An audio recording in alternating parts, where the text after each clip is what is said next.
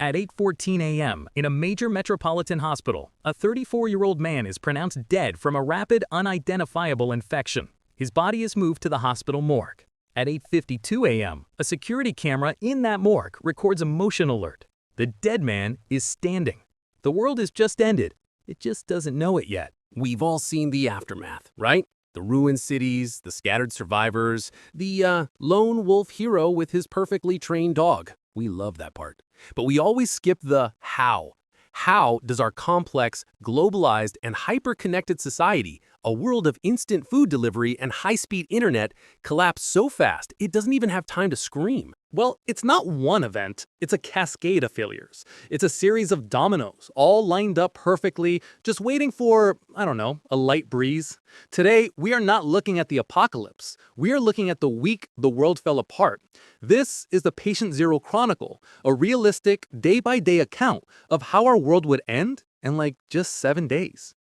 All right, before we begin, let's start with the crucial choice. It's day 2. You hear on the news about some severe flu in your city. Your boss is demanding you come into work. Your family, they think you're overreacting.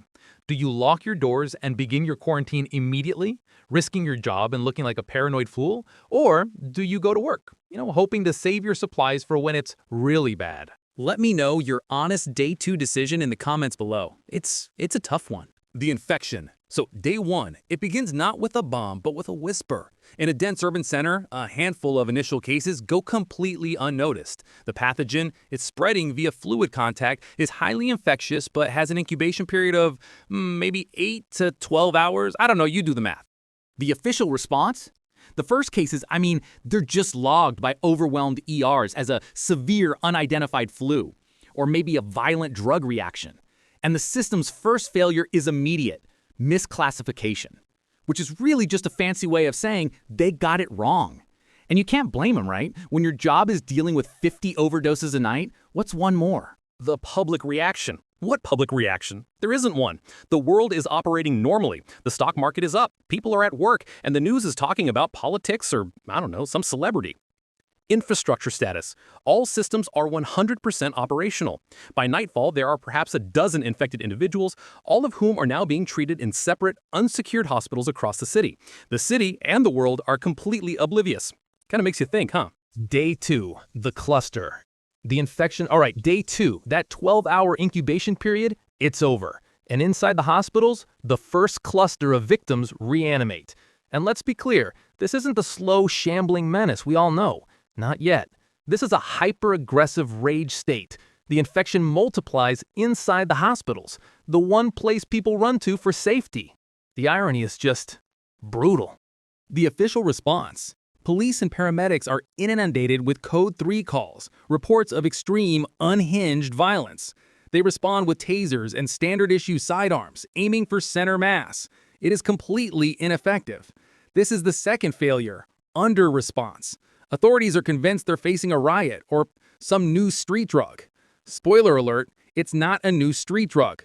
The public reaction. Local media sensing a story begins reporting on the PCP-fueled violence. The narrative is totally confused. The official word is stay inside, but the public, sensing a disconnect, begins the first soft run on supplies. Water and non-perishables. Poof, gone. Infrastructure status. The 911 system is now a flashing red light of total failure. Hospital ERs are declared no-go zones by paramedics. The rest of the grid, power, water, internet, is still functional for now. But the first cracks in our emergency services are already here. Day 3, the breach. The infection. Now, day 3. The infection, it's not a cluster anymore. It's a full-on breach. The infected now, numbering in the thousands, overwhelm the hospitals and police precincts. They spill out onto the streets. The city's downtown core is now officially a war zone. The official response. This is the day of the lie. The mayor and governor deploy the National Guard to form a soft quarantine around the downtown area, trapping both the living and the dead. In a desperate attempt to stop a full-scale panic, they hold a press conference. They blame a chemical spill or terrorist attack, anything but the truth. The public reaction. The lie fails. It fails instantly. Cell phone footage, grainy, terrifying, and undeniable, leaks from the quarantine zone. The public sees the truth. The official narrative shatters, and true panic begins. Supermarkets aren't just busy, they are looted. You remember the great toilet paper war of 2020? Yeah, imagine that, but for everything. Canned goods, ammo, batteries, just total madness. The roads leading out of the city become a gridlocked parking lot. Infrastructure status: the city's local infrastructure is in freefall, but the national infrastructure is the real story. The supply chain of just-in-time deliveries, all the food, all the fuel, stops dead. Why? Because a truck driver is not going to drive into a war zone for $50 an hour. Would you? I mean, really. Day 4, the jump, the infection. This is the day the world ends. It's the day of the jump. Before the hard quarantine was established, thousands of people fled, among them hundreds who were infected but not showing symptoms. They boarded planes. By 10 a.m., the pathogen is in London. By 2 p.m., it's in Tokyo. By 6 p.m., it's in Dubai. The pathogen is now global. Game over. The official response? The federal government is in chaos. They issue a no-fly order, but it's 6 hours too late. It's like trying to put out a forest fire with a water pistol. The military's response is fractionalized, trying to contain dozens of new outbreak sites at once. The public reaction. This is the mass exodus. The truth is now screaming across every screen. The panic is total. Every highway in every major country becomes a gridlock procession of vehicles. And here's the great terrible irony. The uninfected are now trapped in their cars, while the uninfected, on foot, can move freely between them. It's a buffet on wheels. Infrastructure status. The global logistics chain ceases to exist. International air travel is grounded. Global stock markets close indefinitely. The globalized, interconnected economy that defined our era has just died in a single 24-hour period. And that's the breaking point. The moment the individual crisis becomes a global systemic collapse. Analyzing this stuff is, well, it's a fascinating, if terrifying, thought experiment. If you're finding this day-by-day Chronicle compelling, hit that subscribe button. We are dedicated to this kind of in-depth, logical, what-if scenario every single week. We're glad to have you. Day 5, the system shock. Day 5, the infection is now just background noise. The real threat is no longer the infected. It is the collapse of complex systems. The official response. What official response? There isn't one, not really. There is no government anymore. You've just got these isolated, fortified zones, the White House, the Pentagon, and various military bases. They're all now operating under continuity of government protocols. And sure, they're safe, but they are no longer in control of, well, anything. The public reaction. The panic has subsided into a terrifying, silent reality. The 60% of the population that survived the initial wave, well, they're now facing a new, much older enemy: thirst. And here's why. This is the day the grid collapses. Our modern world, it's not automated. It's supervised by a small number of engineers. And those engineers have, quite rightly, gone home to protect their families. So the power stations, the water treatment plants, the server farms, they go offline one by one. The grid, already strained and unbalanced, triggers a cascading failure. The entire eastern seaboard just goes dark.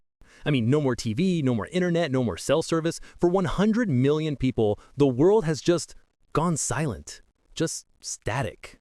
But the real crisis, it's not the dark, it's the water. See, all that water in your tap doesn't get there by magic. It's pushed by giant electric pumps. And with the power gone, well, those pumps just stop. The taps run dry, instantly, everywhere.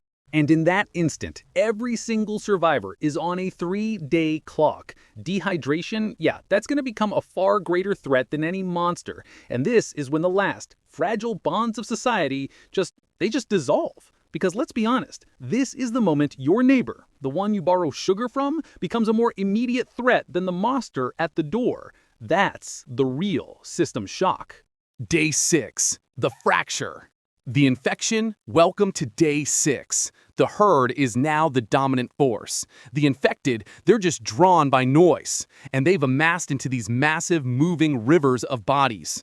They're basically a force of nature now. The official response: martial law is a meaningless term. The military is no longer one army. It has fractured into 100 isolated units trying to operate in their own local areas. They have F-16s, but no clear targets. They have tanks, but they are ineffective. I mean, what's a tank gonna do? Shell a hospital? It's useless in cities choked with abandoned cars.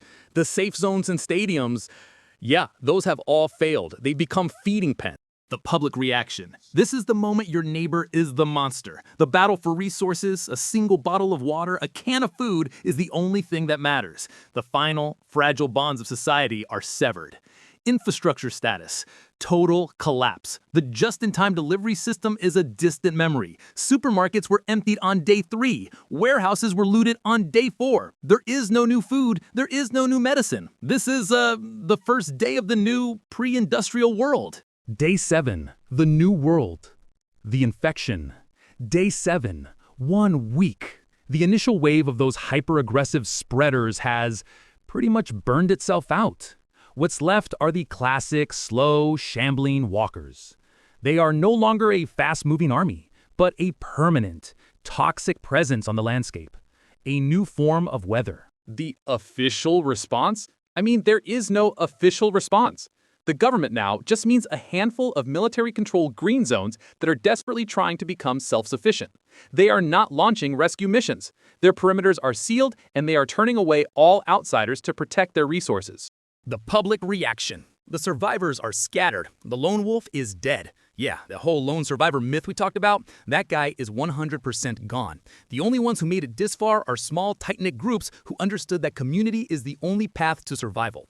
They are isolated, exhausted, and just beginning to understand the new rules. Infrastructure status, day 7, 1 week. The cascade is complete. The world you knew is gone. It took 10,000 years to build our civilization. It took 7 days for it to fall. Kinda makes you think, huh? We've just watched the total collapse, the how it all falls apart from the top down. But what about your plan? You know, from the bottom up. You've seen the movies, you've probably got a bug-out bag, you've got that remote cabin picked out on a map. You think you're ready, right? Well, what if that entire plan is wrong? In our next documentary, we're doing a deep dive analysis of the most common survival strategies, or lack thereof. It's called Why Your Plan to Survive the Zombie Apocalypse Will Fail. We'll be looking at the remote cabin in the woods fantasy, the small town takeover idea, and why your bug-out bag is probably just a really heavy backpack. To see that deep dive, well, you know the drill. Subscribe to the channel and hit that notification bell so you don't miss it.